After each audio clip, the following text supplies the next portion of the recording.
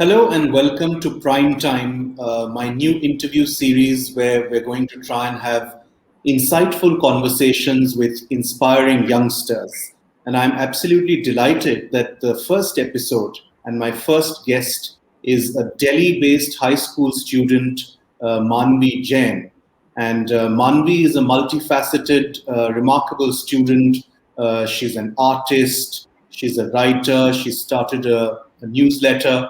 I don't want to say too much about her because the whole point of this series is to hear from the student or the youngster himself or herself. So, without further ado, welcome, Manvi. Thank you. Okay, so before we start, Manvi, why don't you introduce yourself to us and to our viewers and tell us a little bit about yourself? Yeah, so I'm currently in grade 12 and I study in Modern Barakhamba in Delhi. And I started a newsletter called Loud and Clear, which is based on mental health and is primarily targeted towards the youth. It's for the youth by the youth. So it's basically meant to be a safe space where people can openly talk about their experiences and their struggles and how they overcame certain issues centered around mental health and different mental illnesses.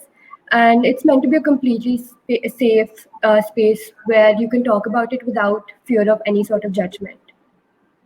Okay, that's absolutely wonderful. I was hoping to come to the newsletter a little later, so I'm going to divert you a little bit and first have you tell us a little bit about your growing up years and your other interests and things like that. Yeah, so I feel like I had like a really good happy childhood, and my prime areas of interest would probably be painting, drawing. I've been doing that for a really long time, and I got very lucky that I found an activity that got me so much happiness and satisfaction at such a young age. So I've been doing that since I was very young, and it's been like a great cathartic activity for me to pursue. And fortunately, I mean, I've been able to do it, and hopefully I will be able to continue to do it as well. And I really love to read and write. Again, those are great activities that allow me to express myself very easily. So yeah, I would say I really enjoy doing those sort of creative things. How did you first get into art? What propelled you? How because usually something happens, either we're exposed to something or someone in the family or our friend circle or at school does it. How did it all begin? Yeah, so I started with doing classes like with a teacher who was in my neighborhood. So I used to go there when I was really young. And I think after the first two classes, I was really attached to the activity only. So I mean, other than that, I always used to be scribbling around the house because I'm a naturally pretty fidgety person. So I think my mom thought it was a good idea to channel my energy onto that kind of a art form, and I've been doing it since then. I mean, from one class to another, sort of growing, trying different mediums. And my aunt always used to paint. She still does, and I was very fascinated by her work. Even my mom used to paint when she was younger. So I would say it sort of runs in the family. So yeah, that's how I got introduced to it. And what kind of art do you now practice or create? Yeah, so I like to work on canvases and paper, like actual paper as well. And I've been experimenting with a lot of new media. So I do acrylics, oils, charcoals. Sometimes I try inks.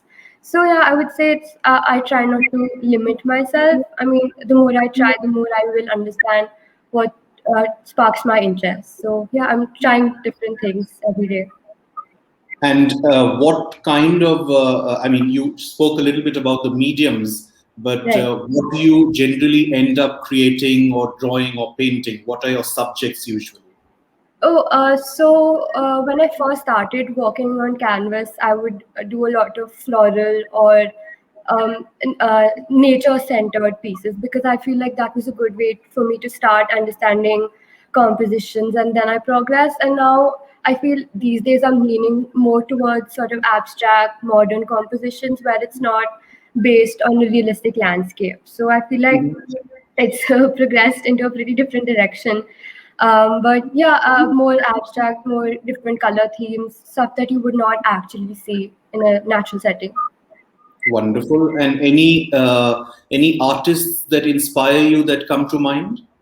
Oh yeah, I love MF Hussain. He used to paint horses, and since I used to ride when I was younger, his paintings really, really fascinated me. And he works in a sort of semi-abstract way, which was always amazing. And I love Leonardo da Vinci. It's a cliche thing to say, I guess, but I read up on how he used to study anatomy and the different messages and subtle Easter eggs that he would hide into his paintings. And it's amazing how he sort of managed to do that so flawlessly.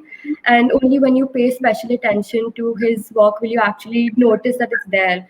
On like first sight, you'd say it's just a beautiful painting, but only when you look at it for a little while longer, you'll start seeing lots of things that come up. So yeah, I would say those two areas I'm really interested in.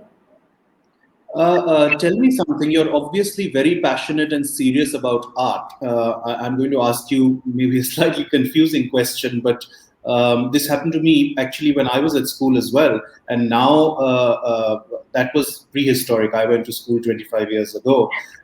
You guys are under a lot more pressure these days than we were ever as students. So when you develop such a serious passion, which is non-academic, Yeah. how do you balance it with your schoolwork and in terms of time and scheduling? And does it interfere? Do you does either your art or your schoolwork suffer as a result? No, I don't think fortunately it did because initially when I started it, I feel like I was a little uptight about it, almost to the point where when I sat down to do it, it was with the motive of submitting it or getting something in return for it. But I feel like I've become so attached to the creative form that now I don't think it's about that anymore. So, um, obviously, balancing art and schoolwork is always a little tricky for anyone. I mean, if you're pursuing a hobby, I feel like you have to find the right balance, which is important. But I feel like, fortunately for me, since I love it so much, it's never felt like a burden or a task to complete. So whenever I feel maybe tired or not wanting to study, then I feel like that's the best time for me to pick it up because it's such a cathartic experience that it doesn't feel like a burden. So I never really had to try to find the right balance. It sort of naturally came because I like doing it so much.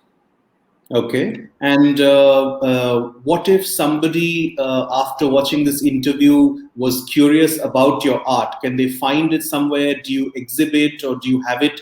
Do you have some of your portfolio somewhere for people to look at? Yeah, I have an Instagram for my artwork, and I have a website also. The link you'll find the same on my Instagram page as well. So I try to keep uploading things that I've made recently or things that particularly I was happy with the outcome or liked in the process of making it. So yeah, I do try and keep posting stuff. And just for our viewers, what's the Instagram handle? It's Manvi Jain 040. That's where you can find me on Instagram. All right. Great. Okay, let's move on a little bit and come to the newsletter now, which is how you and I actually first got in touch. And so, like Manvi said herself, she started, I think it's been about a year, Manvi? Yeah, yeah, Yeah, exactly. Yeah. about a year back, she started this really, really remarkable, commendable newsletter that focuses on mental health and mental well being.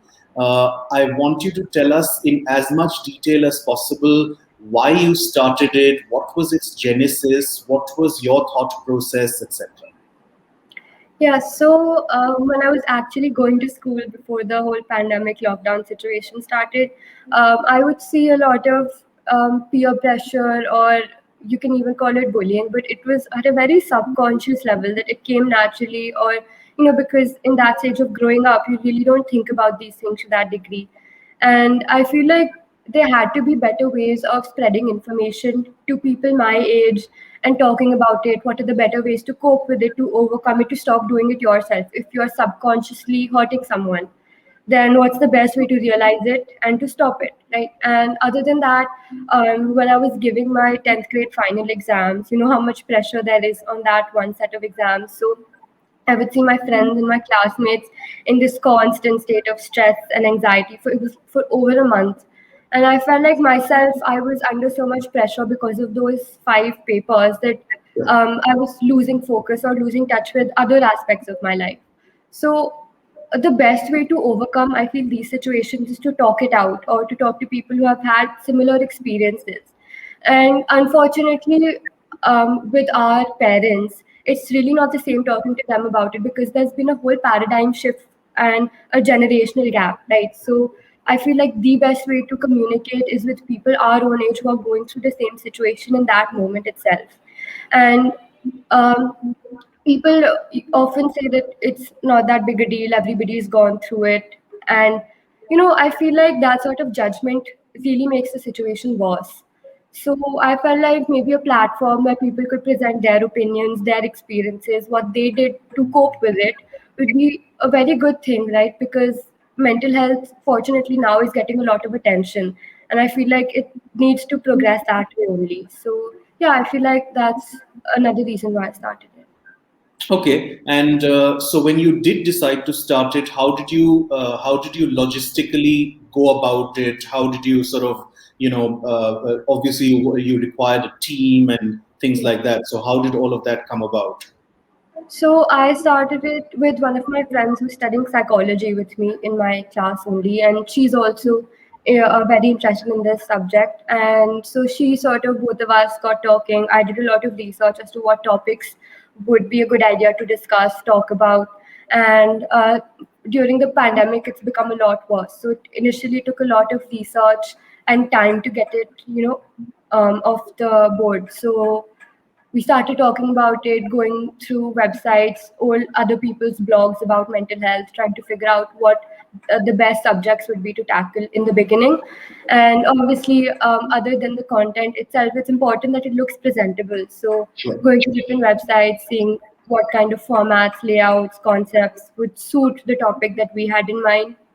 So yeah, it was a little tricky in the beginning, but once I started doing it every month, it got a lot easier and it feels a lot easier and better now when I do it. So yeah. Okay, and what's the 1 year journey been like in the sense that what are some challenges that you faced, and what do you think are some things that you guys as a collective have done very successfully? Yeah, so initially a challenge was it was just the two of us. We didn't really have other people in mind who could contribute, right? Because it wouldn't make sense if only the two of us kept writing. The whole point of it was to hear from other people and reach out to other people, connect with other people. So I think that was a bit of a struggle in the beginning. But once we got it started and up and running, it got a lot easier. And especially for me, it's always been a little tricky for me to approach other people directly because I feel like I'm a bit socially awkward. So that's helped me personally also. Every month, reaching out to new people and hearing from them, convincing them to share their experiences when they were at the most vulnerable position in life. That's not always easy to talk about. But from what I've heard, that when they started writing, once they started expressing themselves, it felt a lot better. Their people felt a lot lighter about their, journey. And yeah, so I felt like that was a bit difficult to get through, but it's a lot easier now. I think that's the only, obstacle that we had to get over. And what are who are the people who are mostly writing? Are they peers and colleagues and people your age, or is there a large spectrum?